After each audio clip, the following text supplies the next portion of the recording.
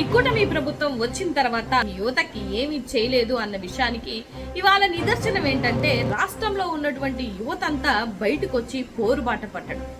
ఒక్క మాట అడుగుతాను, చెప్పండి, నిజంగా యువతకి ఒక ఉద్యోగం ఏమన్నా ఇవ్వగలిగారా? లేదు, నిరుద్యోగులకి నిరుద్యోగ భృతి ఏమన్నా ఇవ్వగలిగారా? పోనీ విద్యార్థులకి ఫీ రీఇంబర్స్మెంట్ ఇచ్చారా?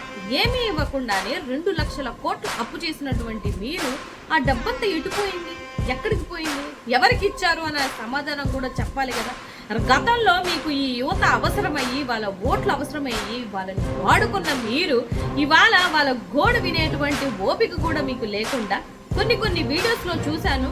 అలా రోడ్ల మీద వాళ్ళు ఏమన్నా రోడ్డు షీటర్లా, నక్సలైట్లా, లేకపోతే ఎలాంటి వ్యక్తులు మీకు కనిపించారని పోలీసులతోటి కొట్టిస్తున్నారంటే ఇంత ఘోరాతి ఘోరంగా ఉందా? మీరు ఇస్తానన్నటువంటి హామీలు యువతకి నెరవేర్చండి ఫస్ట్, దాని తర్వాత మీ జులుంని విద్యార్థుల మీద యువత మీద ప్రదర్శించండి.